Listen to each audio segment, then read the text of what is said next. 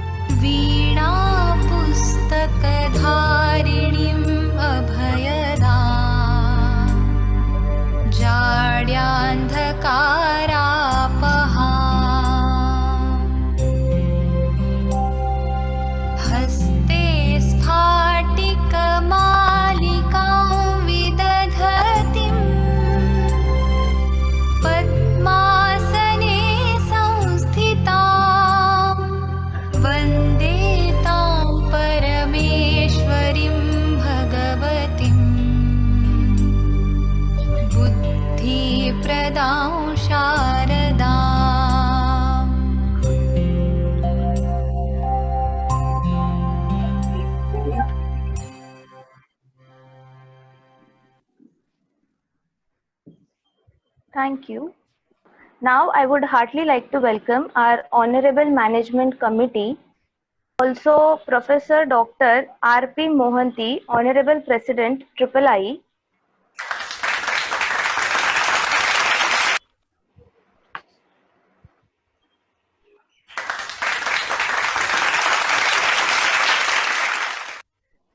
Shri Damodar V. Bhagat, Honorable Chairman, III.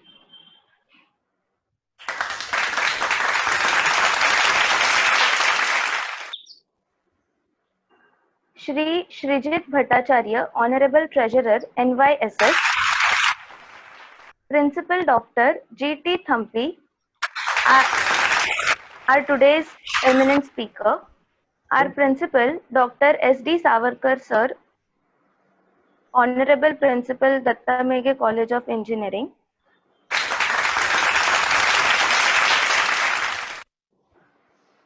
Principal Dr. Vivek Sunnapawar, Honorable Secretary, III. Principal Dr. Sanjay Bokade Sir, Chairman, Mumbai Chapter III, Member, National Council III. Professor Dr. S.R. Devne Sir, HOD IT, Dean Academics. Sir Dr. Vilas B. Shinde Sir, Treasurer III, Head of Department Mechanical Engineering, Dattameke College of Engineering, organizing convener and host. Along with this, I would also like to welcome all the heads of department.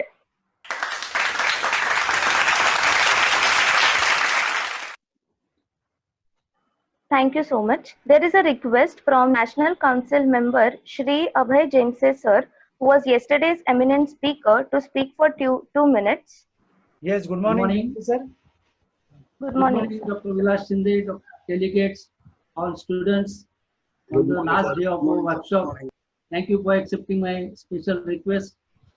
I just wanted to express my feelings, love and affection towards Dr. Shinde for his excellent work done organizing this workshop by presenting the portrait I made in a short time. Thank you so much, sir. Thank you. Thank you, Jansen. And I wish him best luck for his future endeavor. This is just to make the event memorable for all of us. Thank you. I would like to inform all this our Jemse sir yesterday in the introduction. I could not make a point, but he's a very good artist. He used to draw this particular sketch yesterday after his session, and he's used to have this kind of hobby. He's an expert in the fine art, in sculpturing, drawing, and etc. So that was a miss yesterday's in his introduction. But thank you so much, sir, from my bottom of heart. Thank you so much. Thank you. Thank you, Without sir. taking much of your time, I wish you best luck for your future endeavor. You have sent it to the email of my son. He has took the printout and handed over to me, sir, on behalf of you. Thank you so much. Okay, excellent. Thank you. I just tried to do that. It's done. Thank you, sir. Let me see it in your hand. Yes, sir. Yes, sir. Thank you so much. Thank you so much, James sir. It was such a nice gesture from your side. Now, I would like to proceed further. Now, I request our HOD, Dr. Vilas Shinde sir, to welcome and introduce today's guest speaker, Dr. G.T. Thampi sir. Yeah. First of all, I welcome all and good morning to one and all. Honorable Chairman of the Sanstha, Dr. Subir Kumar Banerjee, all the honorable member of the Managing Committee, our Honorable Treasurer, Jit Bhattacharya ji, the III President, Dr. Mahanti, III Chairman, Dr. D.V. Bhagat, all the National Council member of III Mumbai chapter, Chairman Mumbai chapter, all head of departments, invited guests, faculty delegates, and my dear students, friends. It is a very indeed a pleasure to report about this particular event, which we have started on Monday, that is 18th of May, that which have started from the lockdown 4.0, and we today are in the last day of this workshop. It was inaugurated by Dr. S.S. Mantha, Honorable former Chairman of AICTE Navi Delhi and Chancellor of the KL University, Andhra Pradesh. And after that, there was a continuous session from all the stalwarts from various field of engineering, industrial engineering, which is not related to the industrial engineering, but it is expand to the other branch of engineering also. So the Professor Ravikant, Professor Tushar Desai from SVNIT Surat, then Professor Saigal, who is a managing director of Mumbai Railway Vikas Corporation, and there is a list of, even yesterday Dr. Jemse was with us, and today our eminent speaker is our beloved, my beloved group, and the principal Dr. G.T. Thampi, who is a principal of the Thadomal Sahani College of Engineering, Bandra, Mumbai. He also professor of earlier, the former professor of Sardar Patel College of Engineering, Mumbai, and sir is having a very expertise in the both areas, rather mechanical engineering, industrial engineering, and information technology also. His biodata is very large, but I try to extract at my level and just introduce before you.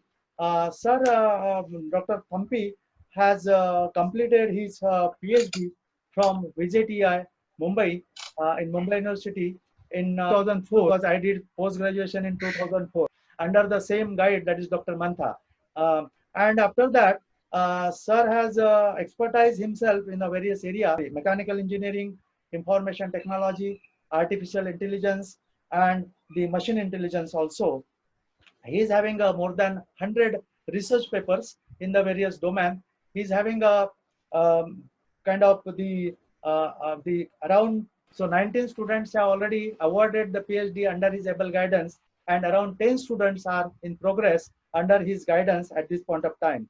He's having expertise in a various field, and he used to give the resource lecture in the various kind of era of the present modern industrial engineering, and the present he is also one of the important or rather coordinator who has started the BSc IT and MSc IT and MCA program in the University of Mumbai when Dr. Mantha was Dean Faculty of Technology, and we both have contributed that time.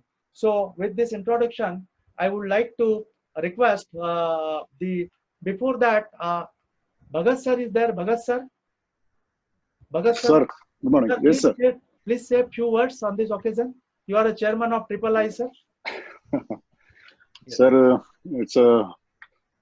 So thank you very much, sir. Dr. Vilas Shinde, sir. You have organized this program online lecture series very nicely, and you have got a very huge response from all the faculties, all the students, and from everywhere.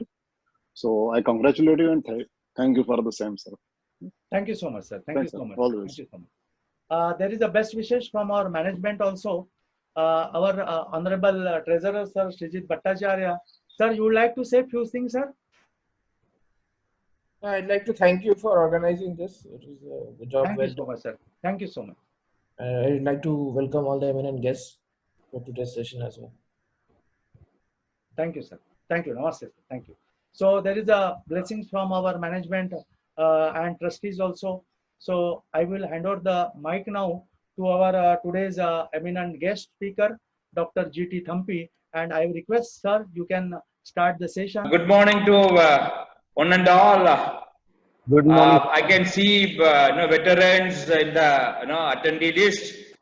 My friends and colleagues from Mumbai University. I completed 33 years in the University of Mumbai as a teaching faculty. The biggest learning is of this experience. At the outset, I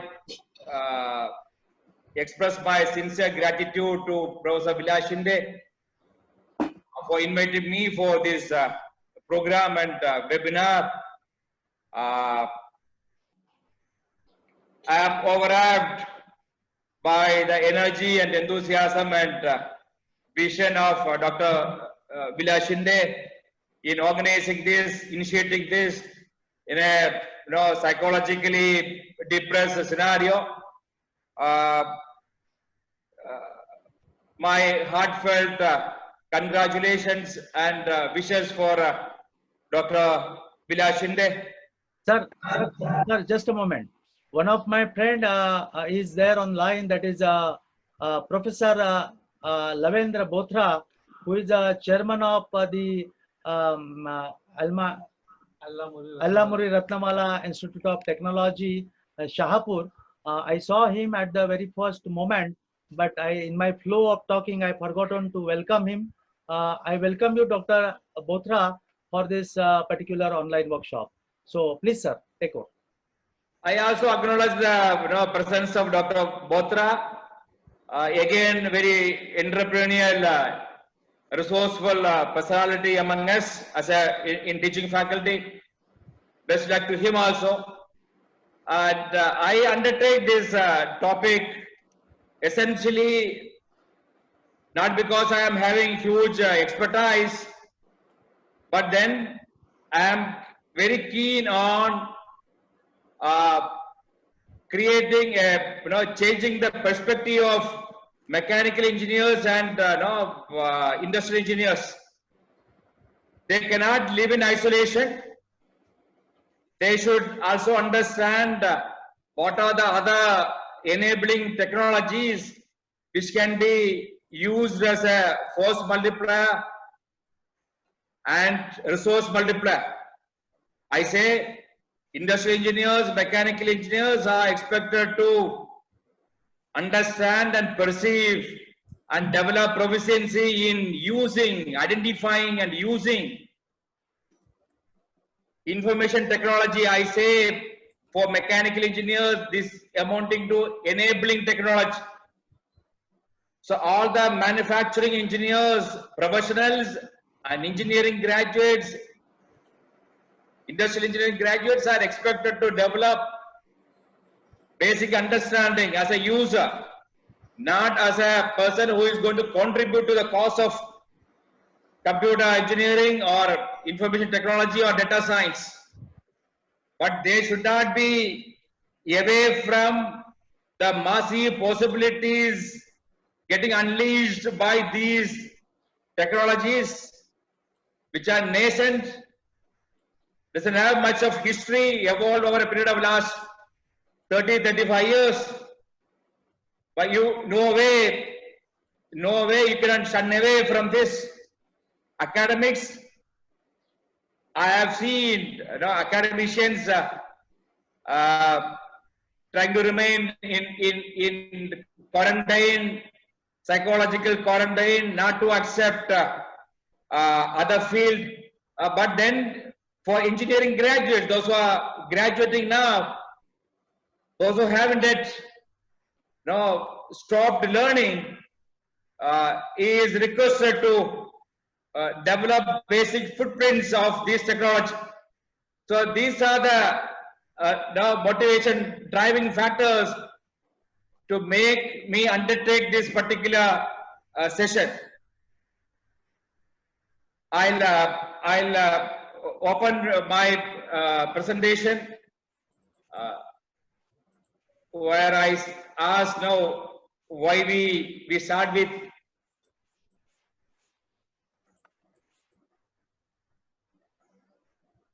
a slide which is asking why we discuss this now. Why this topic to be discussed now? Now, many times we as an academician ask the students, why concurrent engineering now? Why ERP now? Why we are discussing TQM now?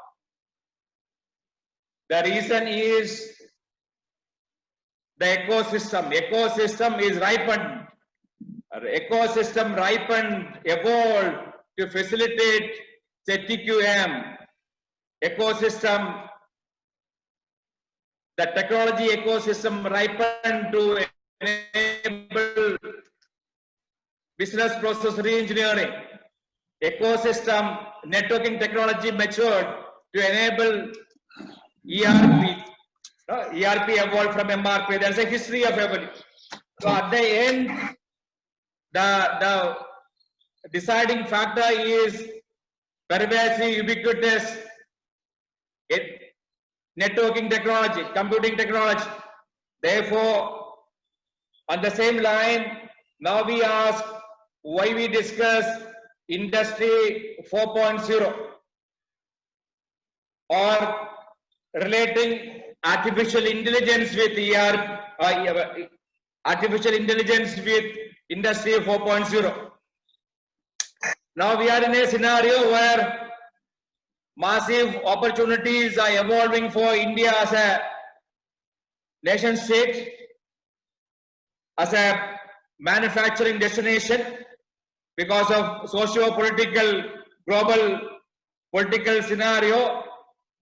Possibly Chinese economy can take a beating, and a lot of American entrepreneurs, American, European investors can switch to Indian setting, because we offer, as a country, we offer a lot of cost and quality arbitrage.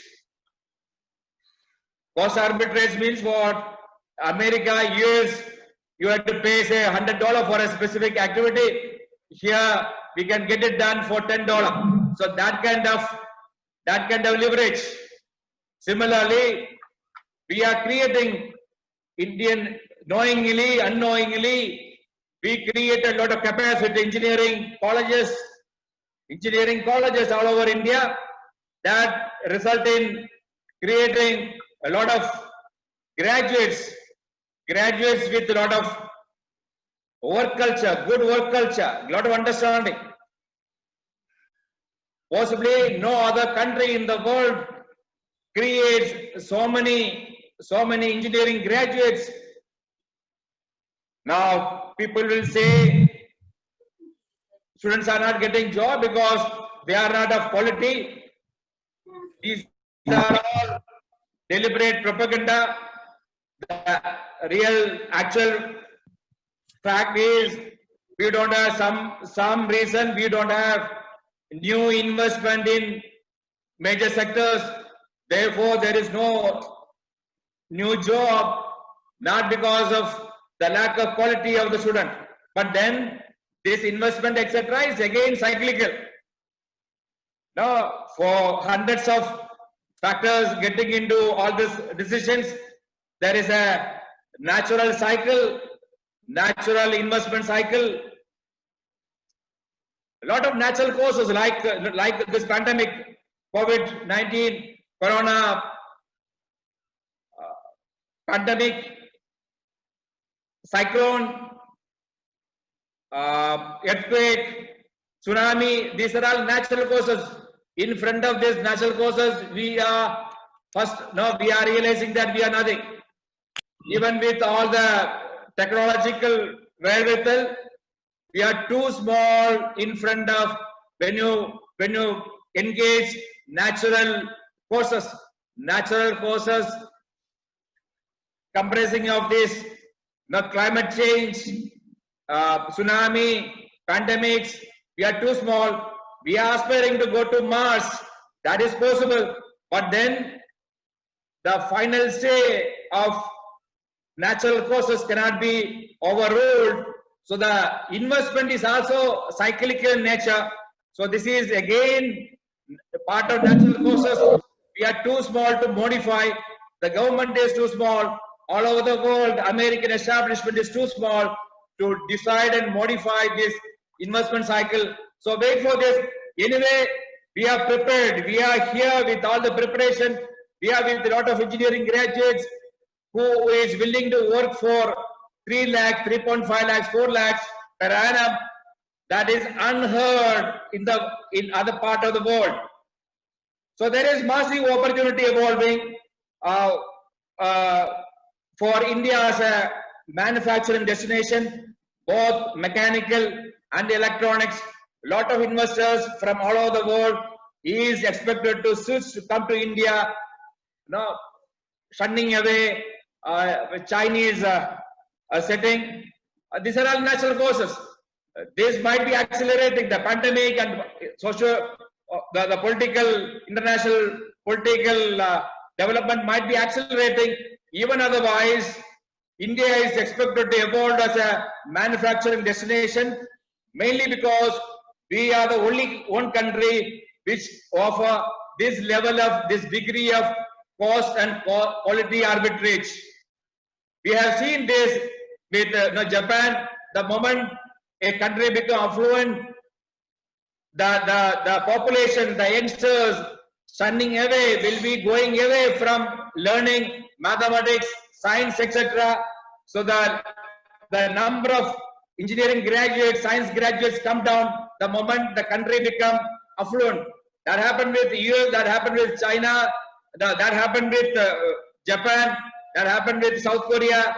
So this is a natural progress again. So this affluence is an antidote for motivating students to study mathematics and science. Fortunately, we are in a proper place and time offering massive number of graduates for global market to thrive on their manufacturing. So we cannot live in the laurels. We cannot assume that everything will happen by default. We need to act as a catalyst, as a political establishment, government, political establishment, and educational experts, educational institutes, private capital in education. The biggest contribution of Indian economy is by the private capital in engineering colleges, which in turn created massive capacity in India. That was the main reason for IT revolution in India. IT revolution in India is essentially a function of private capital in education. Nobody speaks about this.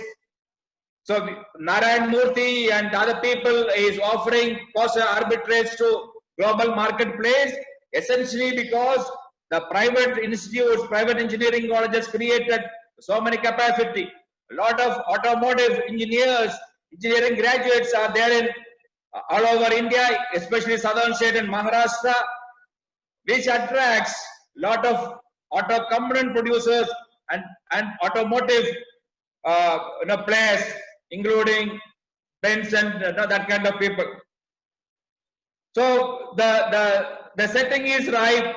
Now we have to seize the opportunity. So in that effort, so we are trying to sensitize people to go one notch above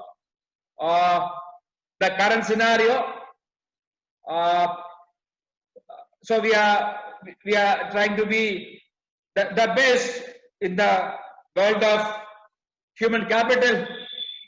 This effort we are trying to again revisiting the literature on Industry 4.0.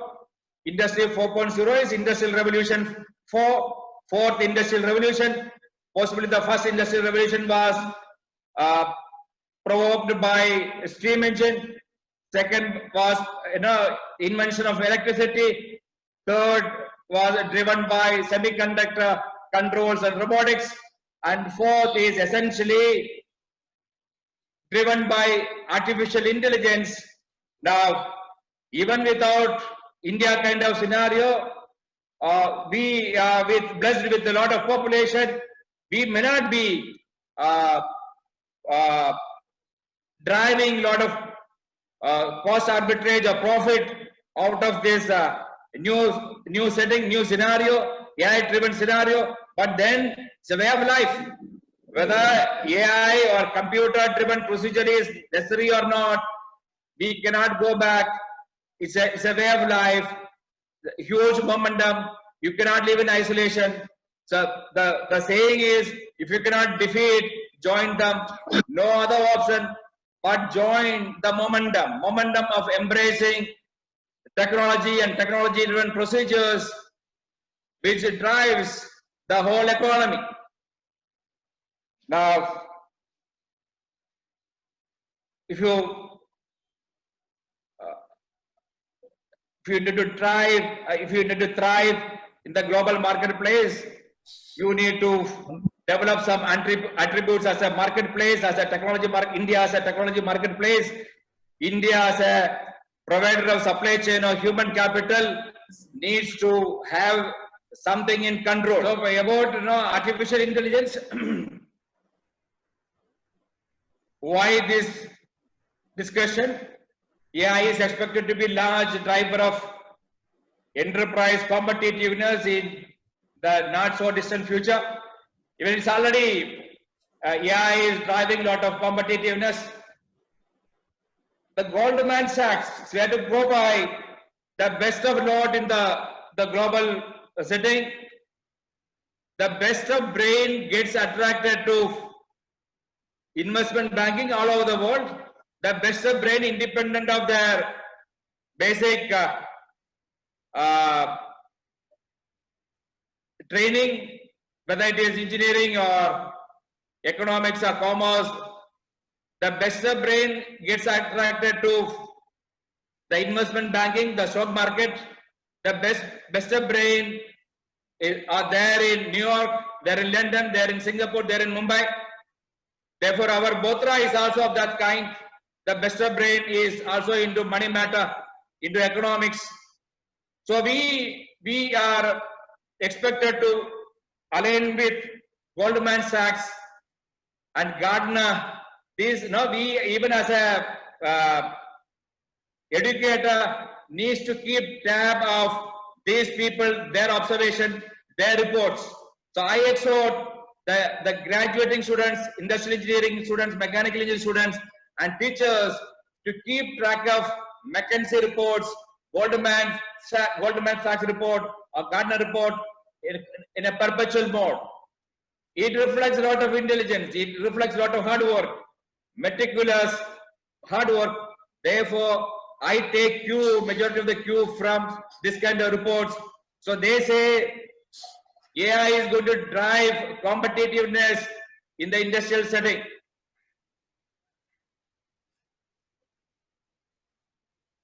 While the strategy will be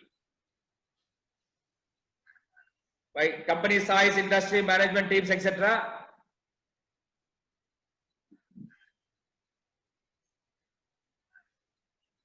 Yeah.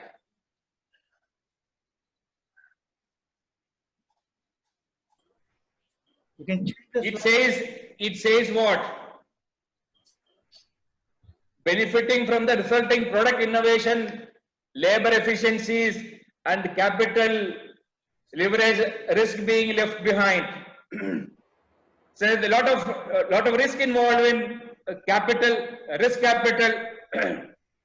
So the modern AI-driven software solutions, learn from the previous experience. So a lot of software products which are pervasive, ubiquitous in the marketplace is with a lot of wisdom. Like man, the software solution also can energize from the previous understanding. So AI-driven packages also can help in mitigating the risk involved in the capital investment.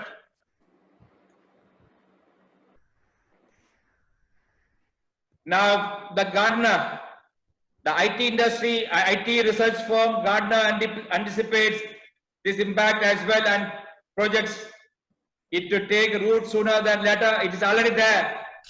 They foresee that 2018, more than half of large organizations around the globe will compete using advanced analytics. Analytics is data analysis. They say data analytics.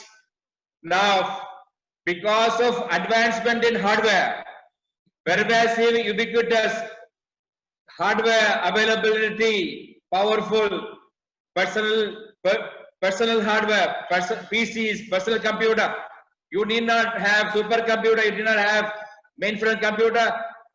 Simple personal computer will suffice to handle massive data sets, can process massive data set, a multitude of data analysis packages. They say data analytics packages. The last of these data analytics, big data analytics. So you can create database of videos, audios. You capture. The market researcher will go to marketplace, shopping place. They'll capture the conversation of the people involved. They'll collect from various places, various places of human endeavor. They'll capture their voice, their audio, their video. They'll create massive big databases. Database, normally previously we understand the database consisting of only text. Now, massive possibility of creating big mammoth video, audio databases, and there are matching software solutions. Software which we call big data analytics software, which can come out with a lot of surprising conclusions. Big data analytics, it is useful for all kind of enterprises, whether it is banking, insurance, for manufacturing, for marketing organization, for government, for e-governance, for e-commerce. Everybody, whoever is technology savvy, having an eye for this kind of tools. Some people even brazen it out. People will say without all this, no, I am sufficient. No, I am using my fingertip. I can develop solutions. I develop a lot of insight. But I'll tell you, these are simply basing out, ignoring the reality. A single externally gifted person cannot be compared with massive ability of computing machine. The strength of the man and the strength of machine both are different. So the solution developed for computer-driven solutions are essentially derived from the strength of the machine. The manual procedure getting developed, even if the person is hugely blessed and intelligent, his procedures are based upon the strength of the man. Strength of the man is essentially the sensory systems. The machine doesn't have that. But you can also, if you want, you can also build that. We can make computers see things. We can build visibility to sight to or visibility to computer, the hearing ability, the touching ability. But then the strength of the machine is in its massive ability to carry out number crunching. It can carry out billions of operations, arithmetic, logical operation in nanosecond, in microsecond, in millisecond. That is the strength of the machine. Man cannot match up with the machine. Therefore, I exhort one and all, don't get fooled by one's massive ability, intellectual ability to do or offer evolved solutions. Better you leverage technology solutions which can hugely surprise you, which can help you to create new business model, you can create new revenue model, can understand the future. You can predict. The best of thing is you are better placed to predict the future course of the world, the mankind, even to some extent the future course of the nature. Now we are continuing that. So Goldman Sachs and Gartner says AI is going to drive massively the competitiveness of industry and businesses. Now the other reality, other background is what? We are in a connected world. This happened the last 20 years, 25 years. People were exhorting the world is flat. People were exhorting and speaking about the virtues of global marketplace, globalization.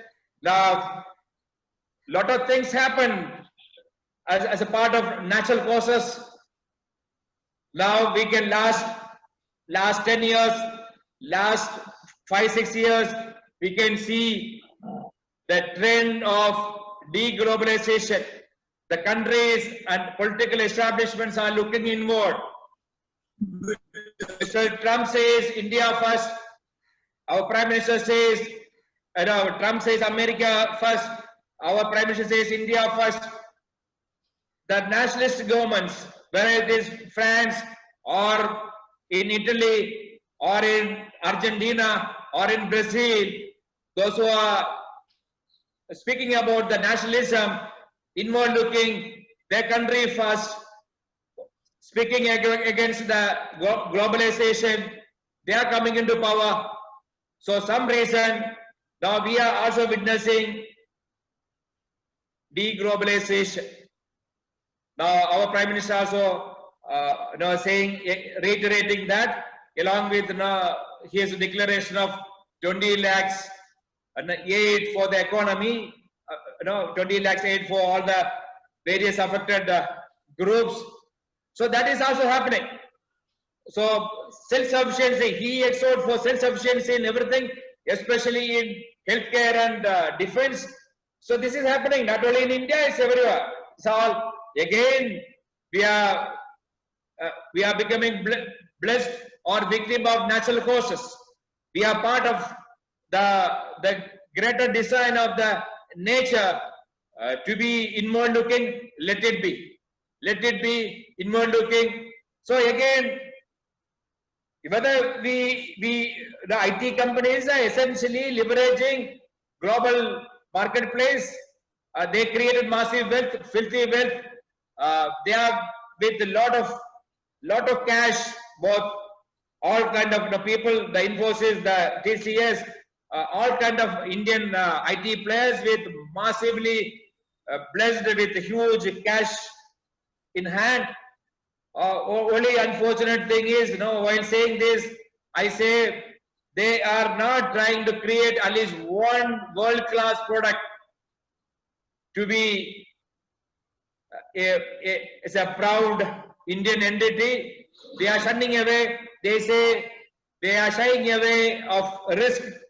So they are something to do with Indian culture. We are frugal in nature. India evolved over a period of time. So we are good in frugal engineering. Therefore, frugal in nature. Therefore, we are good in frugal engineering. That is also contributing. But that frugality is also preventing Indian entrepreneurs to invest massively to create big projects. Only big projects, if you create 10 big projects, either standalone or collaborative projects, only then we can go for, you can find some breakthrough technology. If you are going for massive innovations or breakthrough technology, repeatedly you have to subject to failure. So it's not that now you invest $1 billion, $10 billion, you will get a breakthrough technology or a massively innovative technology. There is no guarantee. Americans are Europeans, American, their ecosystem, their gene, their DNA is about massive risk taking. So they are succeeding. Indian enterprises, all kind of enterprises, whether it is in manufacturing, mechanical manufacturing, or IT, or in civil contracting, or civil consulting, or in commerce, we don't have a single accounting standard. We are manipulating with the American generally accounted GAAP, generally accepted accounting package. Now we say we modified and create Indian product. So no, in short, no business sector is offering a world-class product till now in the global marketplace. So I am sensitizing. I am telling this to youngsters, keep this in mind. If at all getting an opportunity, ponder over this, do something to revert this. Otherwise, we will always, even if we create a lot of money, we will not be respected in the galaxy of the developed world unless we produce at least one world-class product in any of the sector, whether it is computer, IT, commerce, or international relations. I am exhorting all the youngsters to keep this in mind. Help India evolve as a total solution provider to create a world-class product, and also modify our curriculum from school onwards. You modify the curriculum to incorporate the help students, school student and graduates develop to take risk. Lot of entrepreneurial abilities are dormant within. So the curriculum can incorporate the teaching of risk-taking ability, entrepreneurial ability. Whoever is synchronized with that understanding, whoever is blessed with dormant ability of entrepreneurship, risk-taking ability, can contribute in the ensuing days. Now, we also understand that current scenario, we also understand that for industrial engineers and manufacturing engineers, the communication technology, the computer technology, the software, the hardware, the communication technology is pervasive, ubiquitous. The computer may not reached in lot lot many cities and lot many towns and villages, but handsets, the mobile handsets reached everywhere. The e-commerce reached everywhere. So that is because this communication technology is very cheap. Therefore, we say it's pervasive, it is ubiquitous. So this technology getting leveraged by entrepreneurs essentially because it's cheap, it's possible. So keep that in mind. Don't assume that it's a elitist only select few can access and operate. It's not. Assume that, understand that these are all pervasive everywhere. Like you can go to the pawn shop and get a pawn. These are available all over India. It's not only in cities, everywhere it is available. So understand that is the reality now. And everybody now understands lot of discourses on the human existence, why man here, why I'm here, all kind of spiritual questions. But then I exhort again all the graduates to understand that you can explore why you are here later. This point of time, focus on wealth creation. This is the mission for wealth creation, value creation for the mankind. So what you are here, why you are here in the world, essentially as a materialistic entity, you say you are here to create wealth and value for the mankind. We are also duty bound to offer cost and quality arbitrage for global supply chain. So if you can leverage technology, if you can develop procedures to eliminate waste, the procedures to eliminate non-value adding activity, that is waste, then you can say you can offer cost and quality arbitrage to the global supply chain. Now, people also subjected to cognitive illusions. Cognitive illusions like people say the graduates are not with quality. The quality in education is coming down. The matter of fact is the lack of job, lack of new investment. Without new investment, you cannot create job. So a lot of things. Don't take this kind of rhetoric for granted. So whatever, and lot many things actually. Now I suggested that because of this pandemic scenario, you downplay examination and you facilitate final year students to graduate somehow, because examination is not end of everything. Examination is a necessary evil. The teaching, the higher education is essentially meant for enabling graduates to develop understanding of various subject matter, develop various footprints. But lot of people thrive on the concept and construct of examination. So these are all because huge conditioning. They cannot think.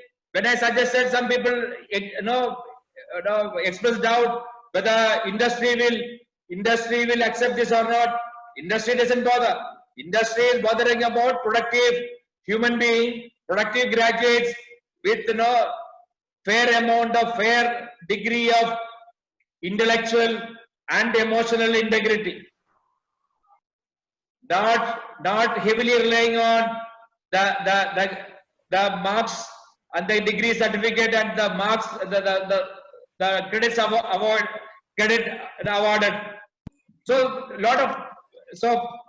people are hugely conditioned with cognitive illusions. I exhort everybody again to break away from the conventional understanding, think aloud,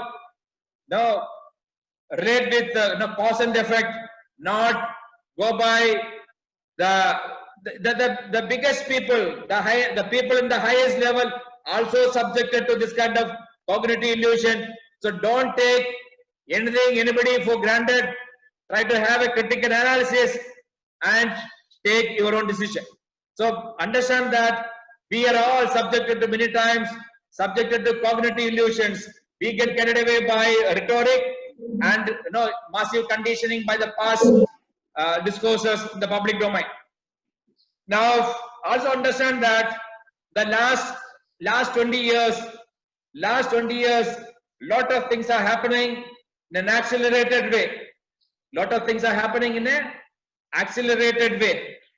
That is essentially because massive investment in these areas. Why massive investment? Historically, the history tells us that when the mass, if the whole world subjected to extreme fear, the whole world was subjected to extreme fear during First World War, Second World War. The whole world was under the grip of extreme greed during 2000, the beginning of this century. Even now, again, the complete world is under the grip of extreme fear. So extreme fear, when the whole world is subjected to extreme fear, when the whole world is subject to extreme greed, a lot of innovation happens. Now innovations from 2000, from 90 onwards, is driven by massive greed. People made massive wealth out of this technology. Take the example of Microsoft, IBM, Bell Laboratories, Oracle, and lastly, the Facebook, the Twitter, now Google. No, these are all essentially driven by the greed in making more money. $1 billion, massive wealth. Now, during World War, the whole world was under tremendous fear all over the world. That also driven a lot of innovation, lot of breakthrough technology. Now, the whole world is under again grip of fear. This pandemic also can drive innovations. Now, what I'm saying is understand and accept and acknowledge that the country, the whole world is under accelerated change by innovation, by perpetual innovation, both product and process. Lot of processes are newly created, driven by the technology. It's not simple innovation, it is disruption. It is completely disrupted the normal way of doing the business. Now we say it's a new normal. Now, I also fear for the first time this online, the virtual interaction, virtual engagement of pupils, the graduates, the learners is popularized, is realized over a period of say 2 months time. Now it is going to be a new normal. Lot of new normal is going to get created in every sector. For education, it's a new realization. I published my first research paper in Aurangabad. There was a IST convention in Aurangabad, Government College Engineer. There I published the paper, Global Classrooms and Web-Enabled Education, 98. Then 2002, we published Web-Enabled Education, Critical Study of Web-Enabled Education in 2002, published in Greece, published in US. In 2002, 2004, yeah, 98 published the first paper. Then we realized that time there is a limitation of the bandwidth, the connectivity. We realized that it is little preeminent, little ahead of the time. We shelved on this, and moreover we realized that unless this web-enabled education, online education is introduced to the school, in higher education, all of a sudden, laterally you cannot introduce, you cannot make it effective. Now schools also, equipped with online education. Now it is going to be a new normal. Everywhere we can find this kind of changes, new changes, and it is amounting to disruptions. It's not normal change. It's not a gradual change. It's a radical, dramatic change. It's going to be new normal. 2000 advent of this web technology also created this kind of new normal. That time we failed to acknowledge this as a new normal, but then now we say we are witnessing new normal in every aspect of life. Now graduates are also expected to understand this life cycles, product life cycle. Don't assume that whatever you invented, created, innovated is going to be there in the marketplace for long time. You can go on milk these new innovations, new product, new process. That is not going to suffice. Everything is subjected to, every process, every product is subjected to a life cycle. Whether you like it or not, there is no way, no tools, no procedure, no template, no standard operating procedure where you can prevent, you can enlarge the life cycle. The product takes birth, it peaks, it remains there in the peak for some time, then comes down. Some other product will come and outsmart this. So understand that nothing is permanent. Everything is subjected to. No, that is true for economic cycle also. The fortunes of the political party, the political establishment, the business establishment, business monopolies, everything is subjected to product life cycle, which is natural. Man is too small to control over that. Therefore, understand that anything and everything is subjected to product life cycle. Burn this into your psyche. This is the bottom line. No, the change is the only permanent thing, and everything, and even the fortune of the nation,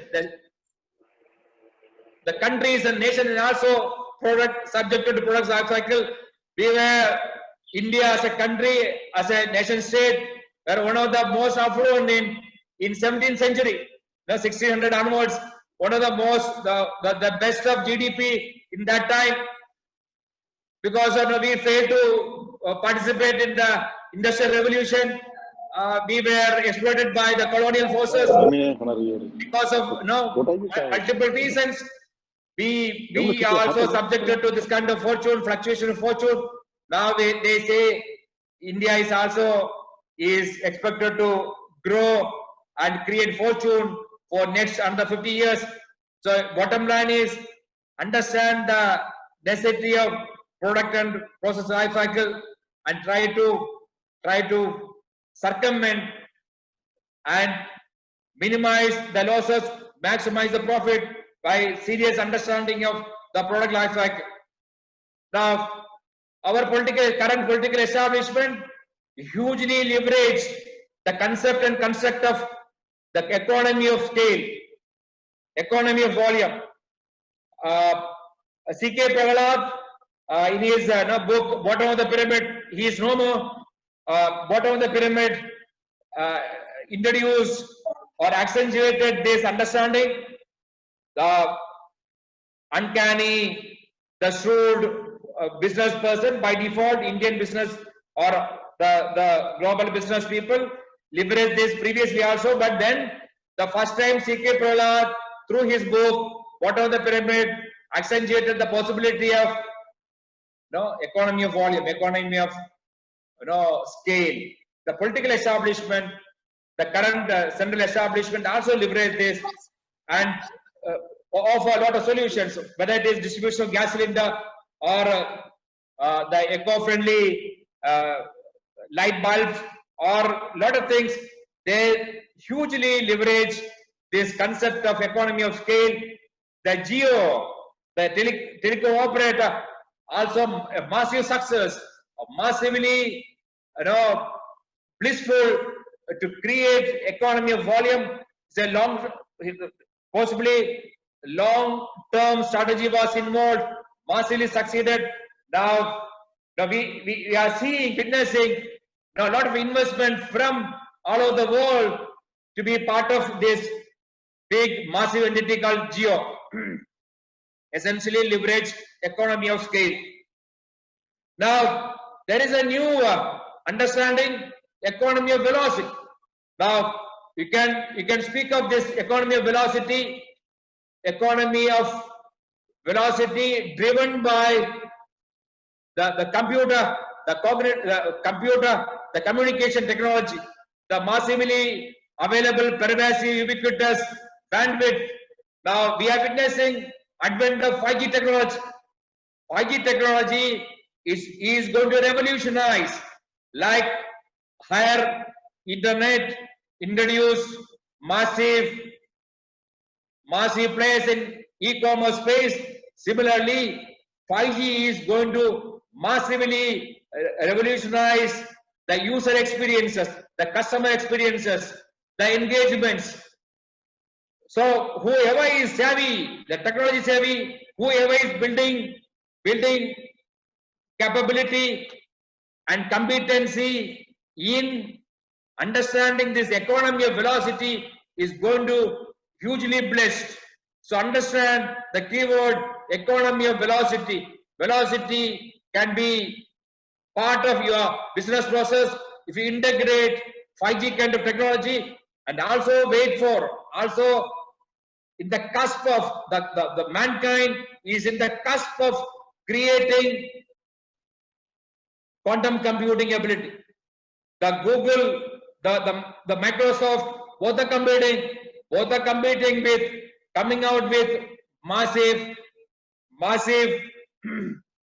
computational tools and solutions leveraging these two. Here you won't be able to imagine the ability of quantum computing if it is getting materialized now.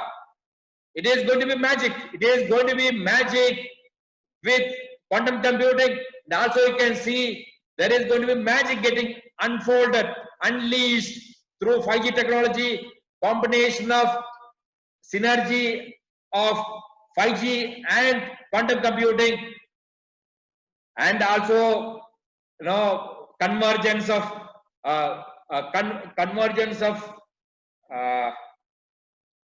virtual reality, augmented reality is going to create massive in the marketplace.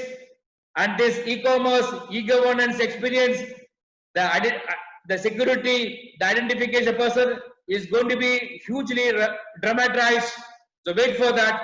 Understand the economy of velocity, not only in one sector, every sector, whether it is in manufacturing, whether it is services, whether it is healthcare, whether it is in real estate, everywhere, this economy of velocity is going to play a huge role. And obviously we understand, it is in the public domain, product and process innovation, and to facilitate the speed, we are expected to leverage, this prototyping and testing should be fast.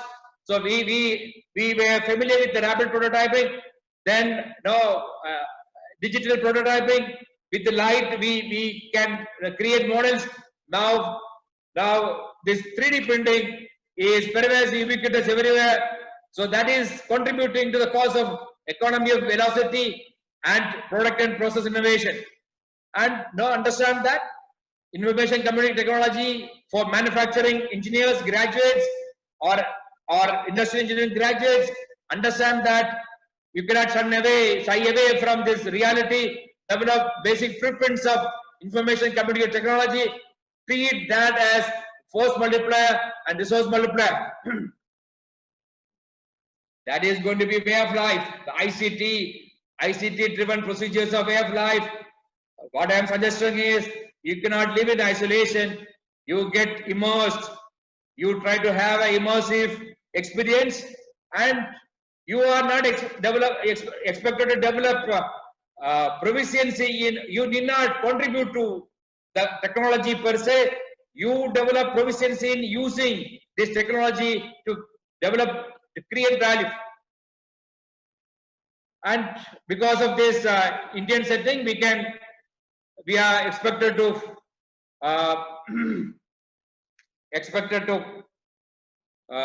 contribute to the marketplace.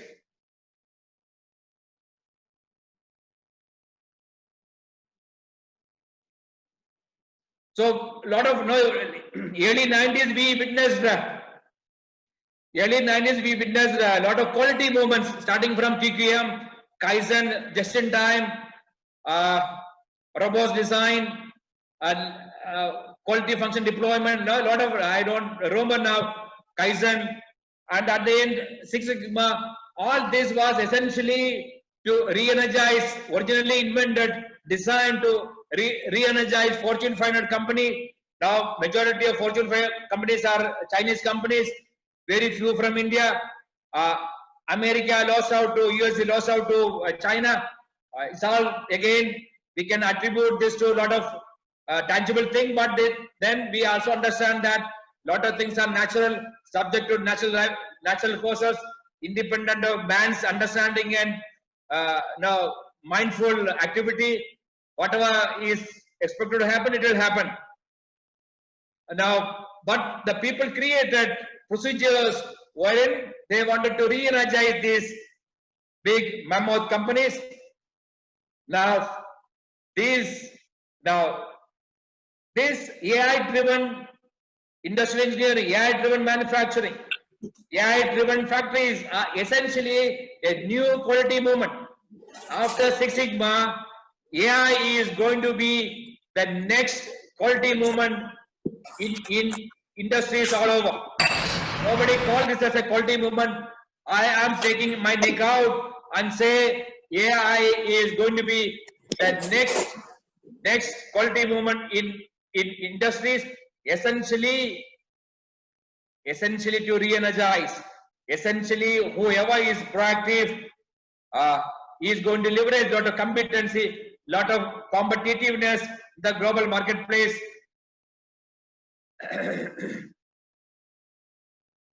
And moreover,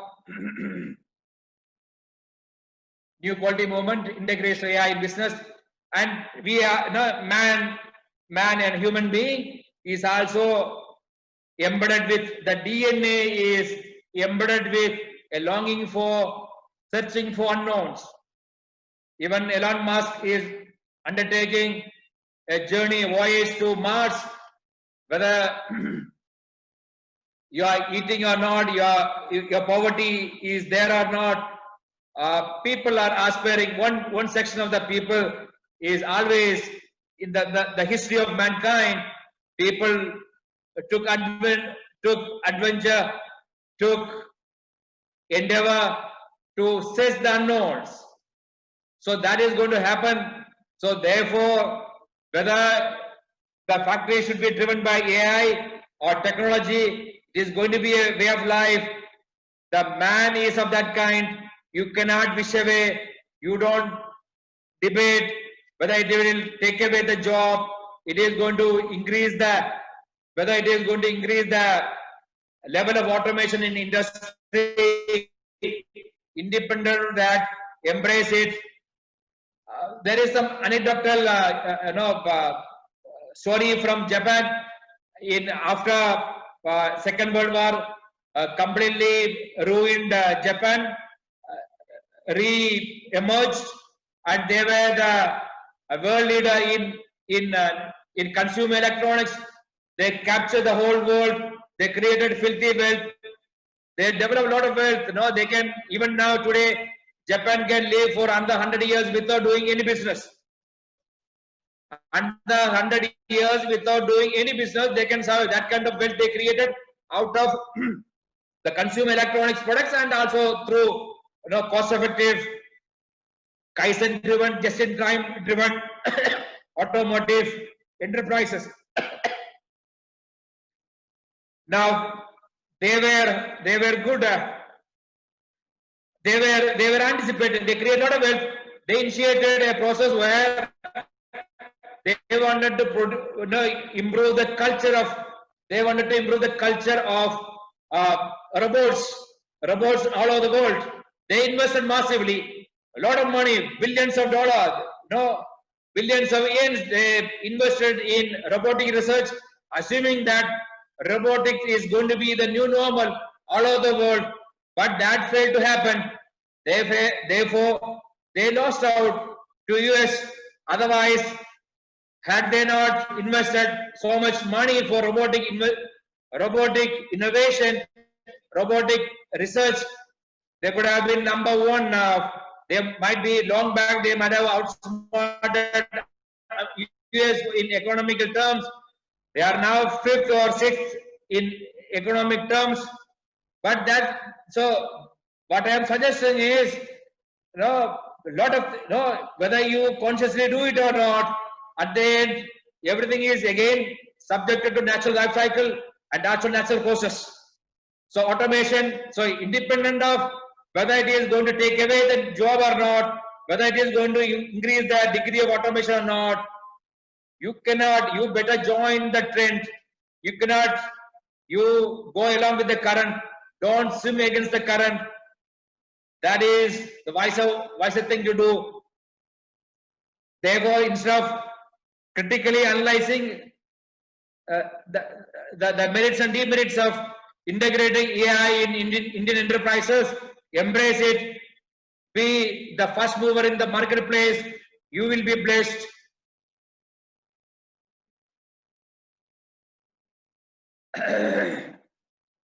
Now, artificial intelligence, in 91 and 92, I initiated, I was exposed to the concept of expert system.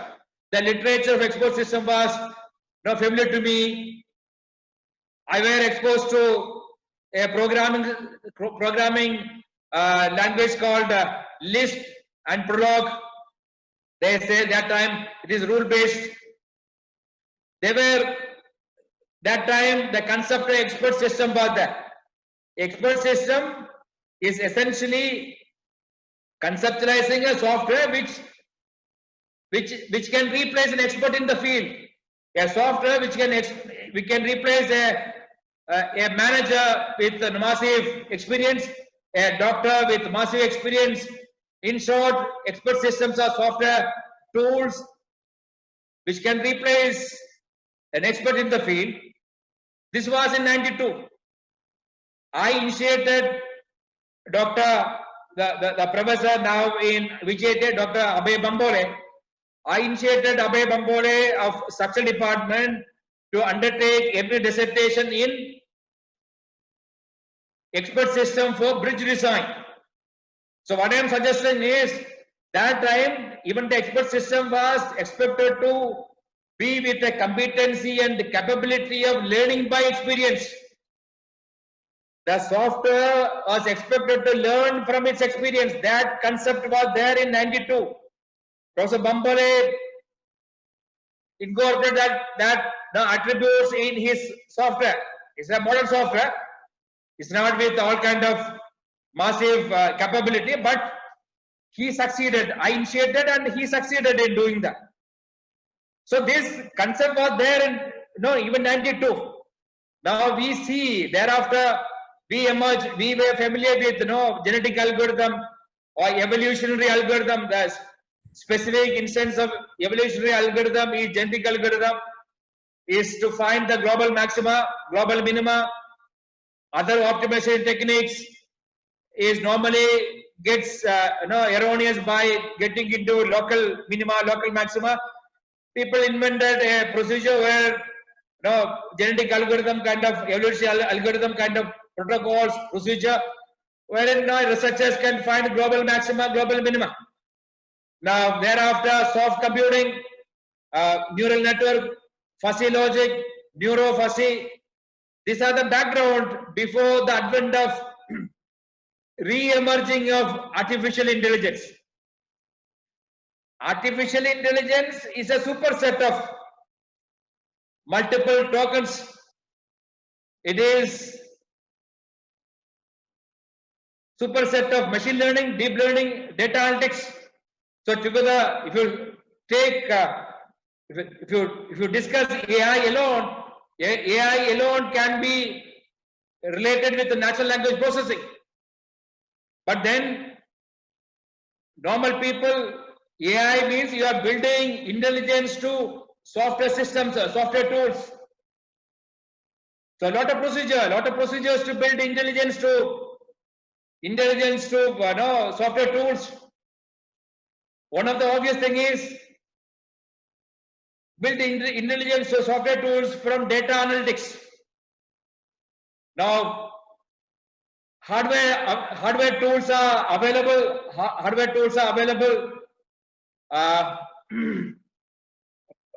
Cheap, powerful hardware tools are capable of storing massive data warehouses.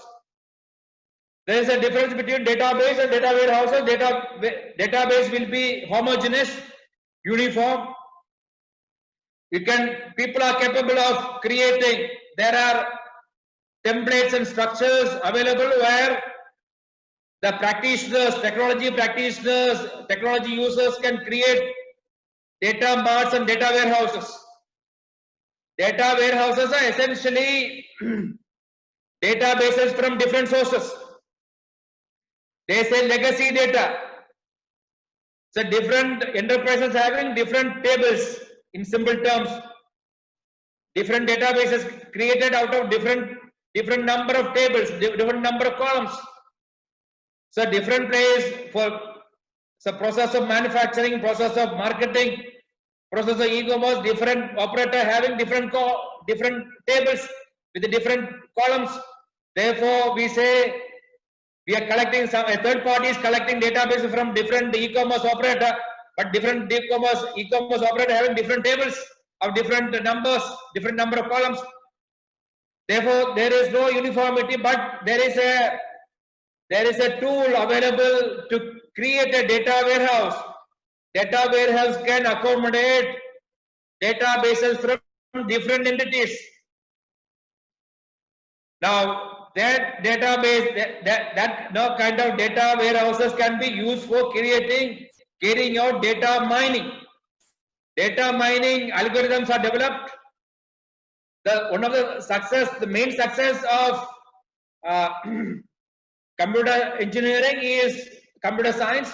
Computer science is essentially contributed by mathematicians.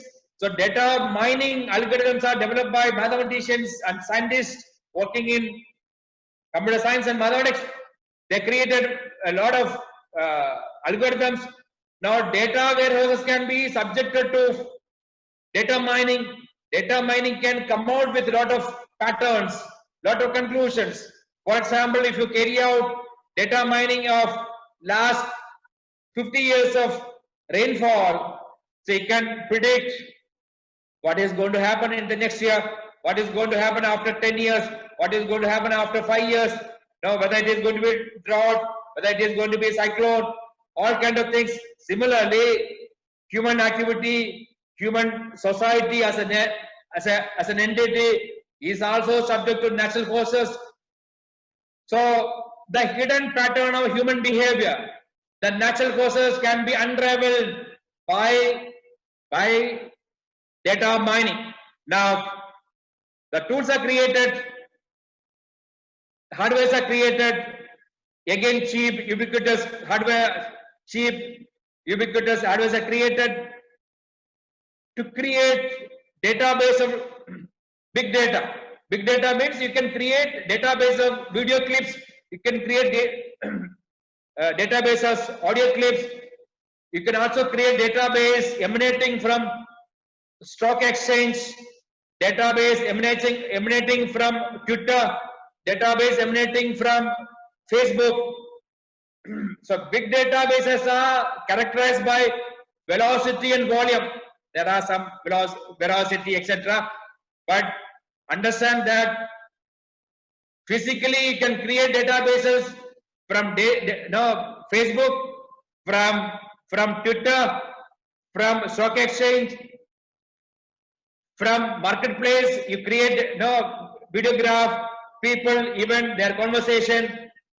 Before election, the politicians send a market survey to marketplace, various places, auditorium, shopping place, stadiums. From everywhere they create clips, they create audio clips, video clips. They figure out the sentiment of the people before their public meeting. They analyze, they create solutions, they create answers and offer solutions to meet the aspiration of that particular group, that gathering. So what I'm suggesting is people are capable of creating this kind of big data analytics. Now, data mining was before the advent of big data. Now, there are tools available which can carry out, we can churn, we can carry out analysis of big data and come out with conclusions that we call that as data analytics.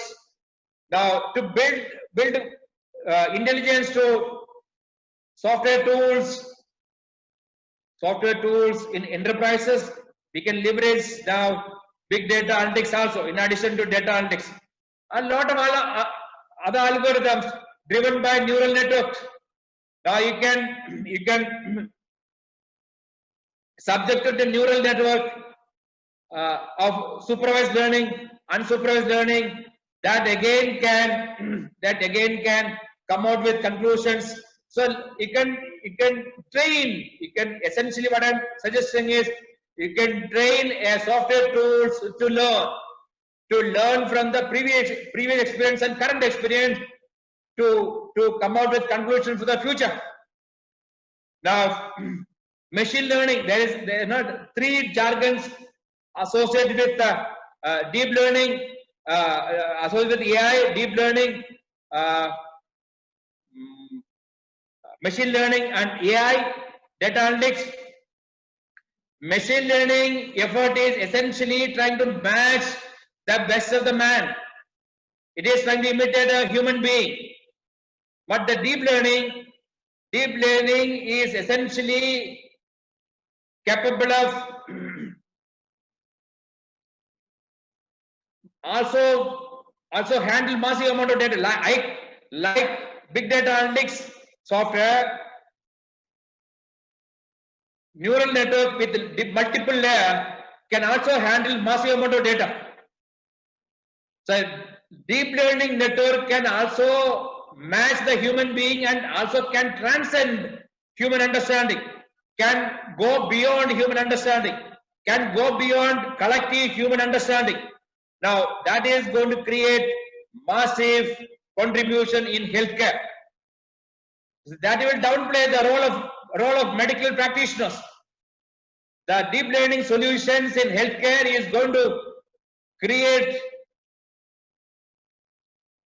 a blessing for people at large because it can go beyond the collective understanding of medical practitioners. That is the strength of evolving deep learning. So you as an industry engineer, you as a manufacturing engineer also understand that this is what happens in the marketplace. This is what happens in the enabling technology marketplace. The how best we can leverage this for building efficiency, improving productivity, building competitiveness. So somehow, some other scenario, some other setting, I'll come back and complete by this. It's taking more time. I wanted to show some more PowerPoint. Anyway, I am exhorting all to think aloud, keep your eye and ear open, understand what is happening in the marketplace, try to enthuse yourself, encourage yourself, motivate yourself to be competent in the marketplace. This kind of software tools, the proficiency in using software tools, in deep learning techniques, machine learning technique, AI, we can outsmart even the developed world if we can, without much delay in integrating, if you can reduce the setup time for integrating these tools in the production line, in manufacturing setting, in service sector, you will be ahead of developed countries to be competitive, to be more resourceful for the global market. I wish you all a great day today and a great future ahead. Economy is going to be revitalized after this pandemic. Seize the opportunity. Wish you all the best. I wish also Professor Vilas Shinde to continues to do the fantastic job he is doing now. Thank you very much. Thank you all. Thank you so much, sir. Is there any question from the participant? Sir, there is one question in the chat box. Can you differentiate between artificial intelligent machine learning, deep learning, because of all relates to data science? All related to?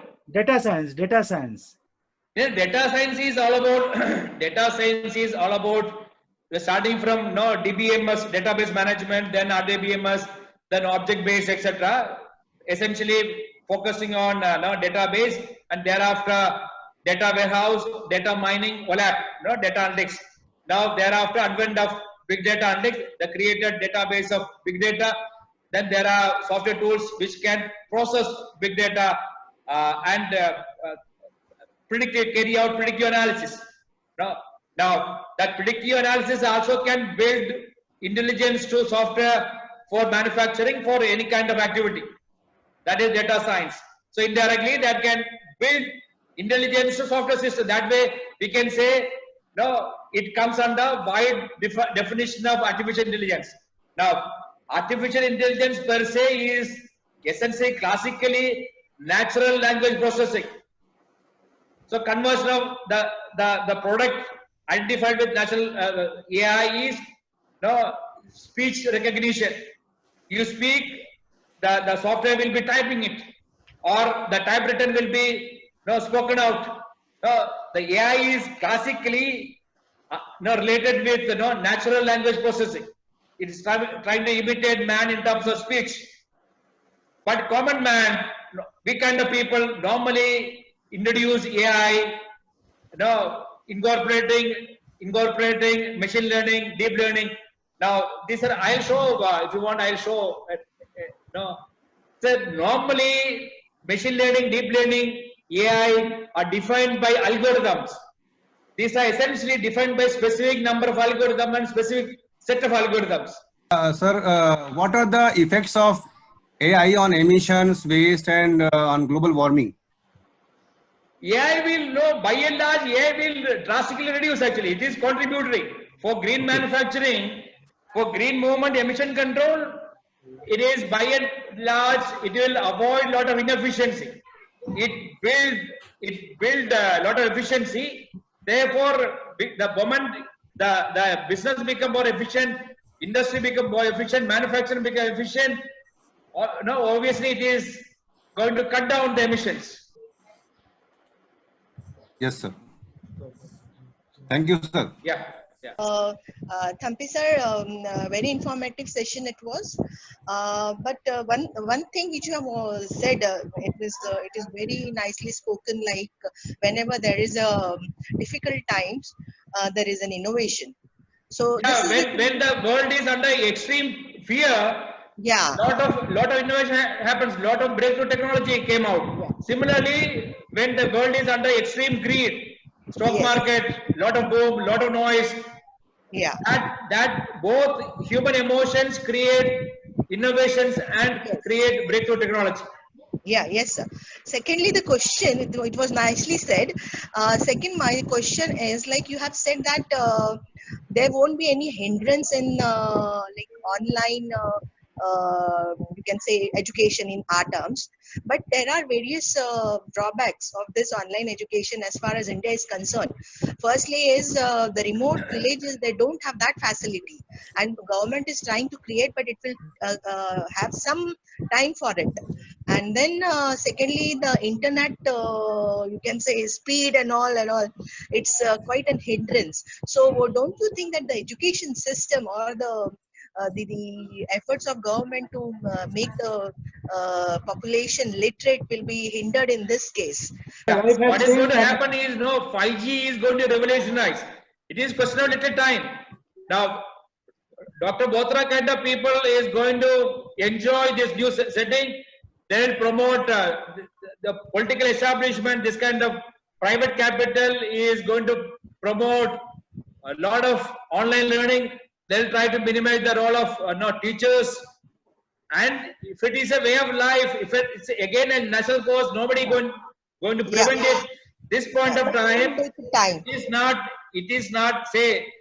not going to happen all of a sudden. It will take another 10-15 years to replace man by machine, but it is going to happen. Now this point of time, now the graduates, those who are enrolling for higher education, is not habituated to use this kind of technology driven learning process.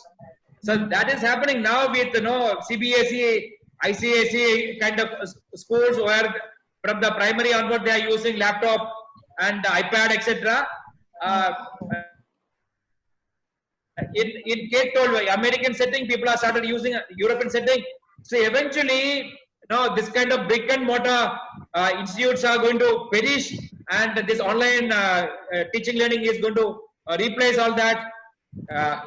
But then, this point of time, another thing is, it's very through online. It's very difficult to motivate graduates to study, say, 5 subjects in every semester. The 5 subjects in every semester is happening because we engage the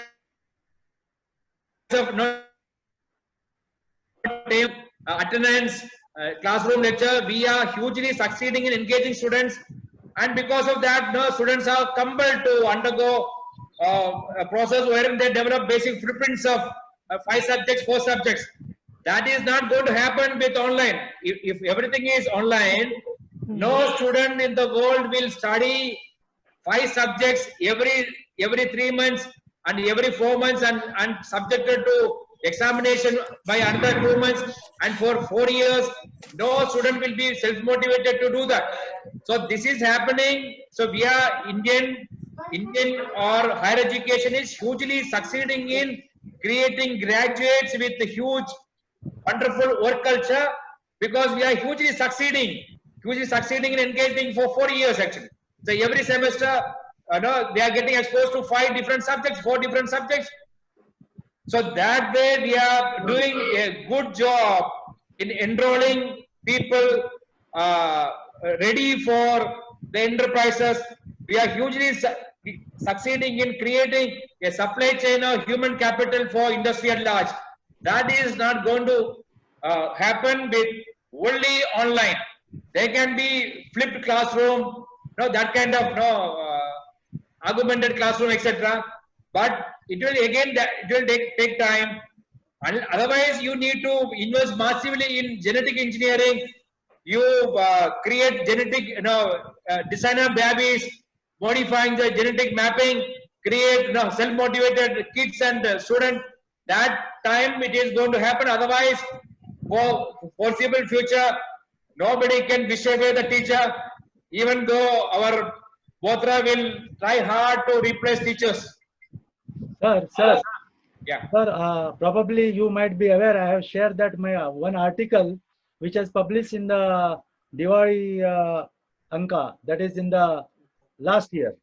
So in that, the last particular paragraph in which I have mentioned that classroom teaching will be replaced by the online teaching now, the schools and colleges or the infrastructure will be there just for the co-curricular activities like sports and other kind of thing.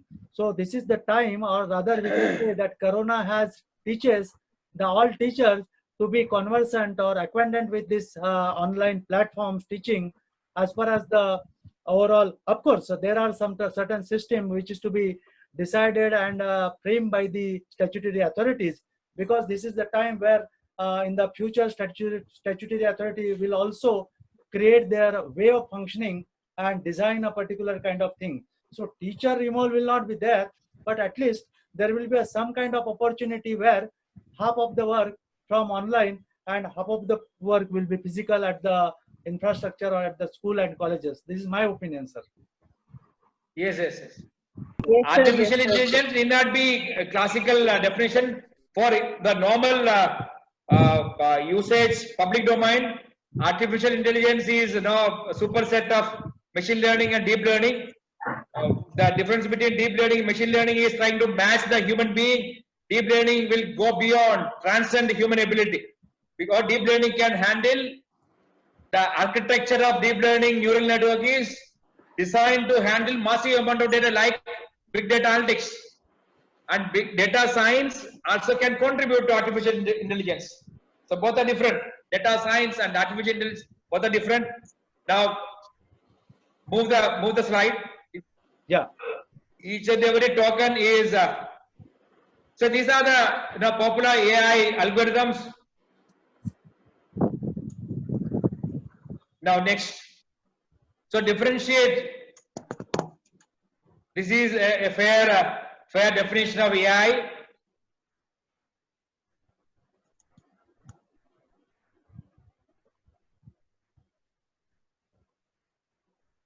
Now go by algorithm. The machine learning algorithms are this. So for the common man, we kind of people, differentiate these jargons by its algorithms. What kind of algorithms are getting used? Machine learning, deep learning, and AI. Also show the algorithms of deep learning. Next slide.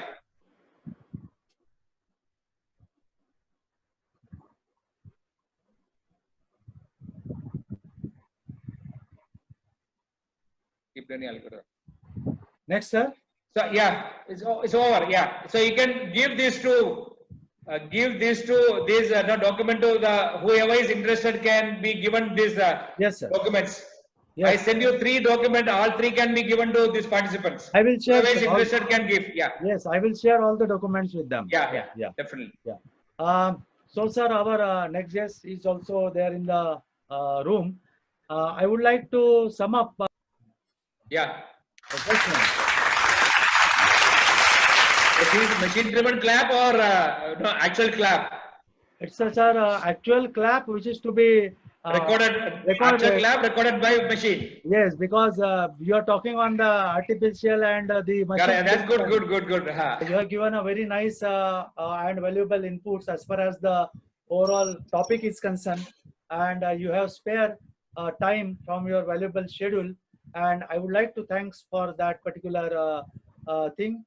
At the same time, as a token of love and appreciation, we are giving a plaque to you, which is for the. Thanks a lot. Yes, for giving us. I accept with all humility. Thanks a lot.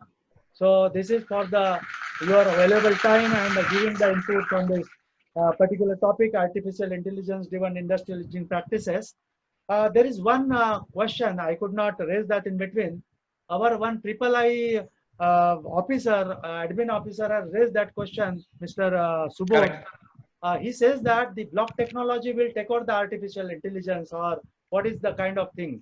What is that? Now, block technology is the blockchain. Blockchain technology will replace the blockchain. Yeah. So blockchain technology is also again new things. New evolving technologies are deep learning, yes, blockchain technologies, and quantum computing, and convergence of these with 5G.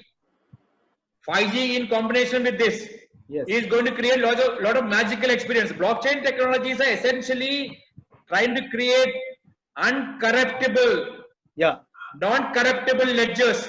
Once you create it It is a document will be lying in multiple places, and no way, no tools can modify that tool.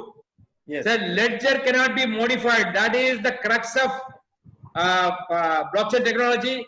It is good. It is going to contribute massively to smart contracts.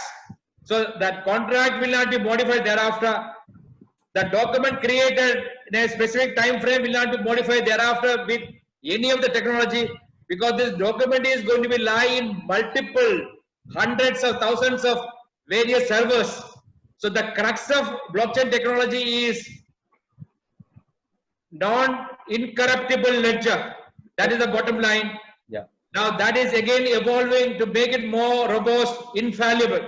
It is almost infallible at this point of time. Still, that is also the basis for cryptocurrencies. Yeah. Cryptocurrency is also energizing from this blockchain technology. So together, blockchain technology with the deep learning, machine learning, AI is going to create magic for mankind, those who are in enterprises. Yeah. Thank you so much, sir. Thank you so much. Our next guest is available in the room. So, Harish sir. Sir, good afternoon. Good afternoon, sir. I could not find into the room. Yes. Yeah. Thampi sir. Yeah. Next, our next speaker is Flying Officer Harish Kutemate. Correct. He is going to talk on the opportunities for an engineer in Indian Armed Force as an Correct. officer.